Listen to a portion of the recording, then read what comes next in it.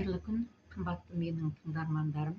Бүгін мен сіздерге ене мен келіннің арасындағы тақырыпты сөз қозғағым келіп отыр.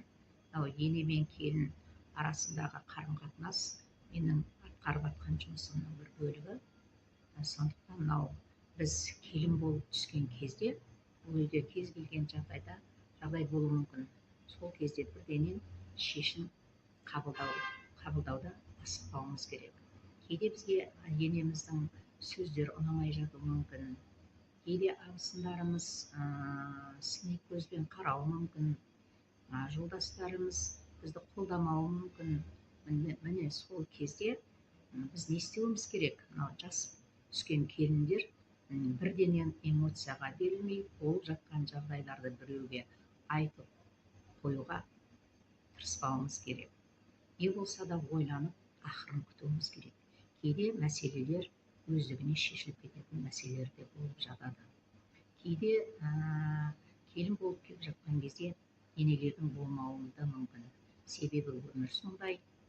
Өмірде әртүрлі жағдайлар болуы мүмкін, орын алуы мүмкін. Біз қыз кезімізде анамызға бір нәрсе айтар кезде бір оңтайлы сәтін тауып айтамыз ғой. Ал енді келін болып келген кезде енеге қалай айтамыз, қалай көз жеткіземіз, қалай айта аламыз. Сондықтан біз әр уақытта жүйелі түрде жұмыс жасап, өзімізбенен көзімізді жеткізуіміз керек. Міне сол жағдайда, сол кезде ғана біз енеменен арамыздағы қарым-қатынасымызды жақсарта аламыз. Мен сіздерге бір әңгіме айтып, осы тұста мен сіздерге бір әңгіме айтқым келіп отыр. Бір келін ауылдағы бір молдаға барады. Молдаға барып былай деп айтады: молдеке дейді, менің енем өте жаман адам дейді, зұлым адам дейді. Мен оны күнде оның өлгенін қалаймын дейді. Соны маған жедел түрде соның қалай өлтіру керек екендігін, өлу керек екендігін маған бір судан ба бір нәрсе оқып беріңізші, мен енемнен құтылуым керек деп айтады молдаға. Сонда молда жаңағы келінге қарап отырып, қандай жағдай болды деп барлық жағдайларды сұрап алады. Жарайды онда деп жаңағы келінге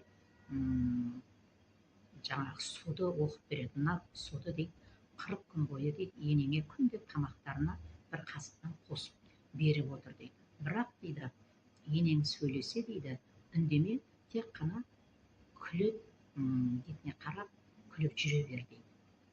Сонан келін суды алып жүгіріп үйіне келеді, қуанып. Сөйтеді дағыны жайлап енесінің тамағына күнде бір қасықтан, шайына, ауқаттарына, кез келген тамақтарынан бір қасықтан қосып, амалын тауып қосып беріп отырады. Арада бір апта өткен кезде енесі ойланады: мынау келін менің ары өтем, бері өтсем де жаңағы тиісіп өтем, бірақ мына келінім үндемейді. Бұл не болды екен деген енесінде ой болады. Сонан арада бір 10 күн өтеді.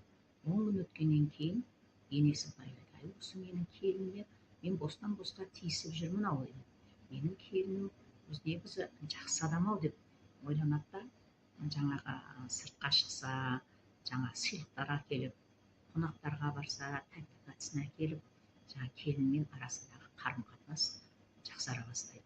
Сонан арада 20 күн өткеннен кейін жаңағы келін менен енесі екеуі бірге шай ішіп отырады. Шай ішіп отырып, жаңағы келін анасына айтпаған барлық сырды енесіменен бөлісіп, шайда жаңа жылайтын жерде жылап, күлетін жерде күліп, сондай керемет арасында қарым-қатынас орнайды. Арада 25 күн өткеннен кейін келін жүгіріп отырып молдаға барады. О, молдеке дейді, мен дейді енемнің өлгенін қаламаймын дейді.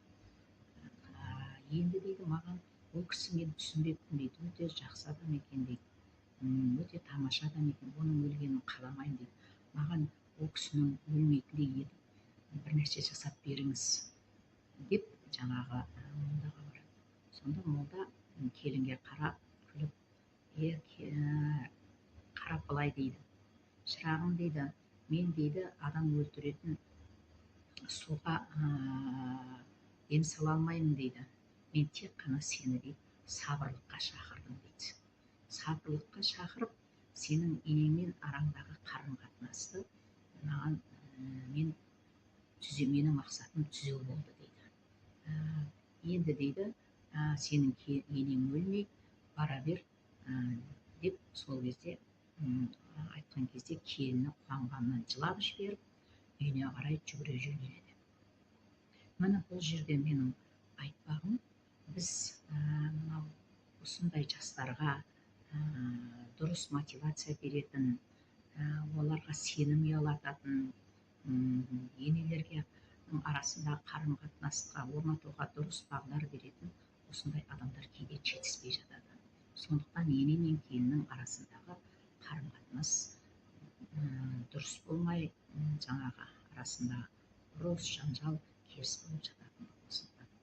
Ал енді ана деп отырғанымыздың өзі сол ене, ана үйіне келін сүрген кезде ол енеге аталады. Ол ене біздің барлық балаларымыздың анасы болып табылады. Мінекей осындай ене мен келіннің арасындағы қарым қатынас туралы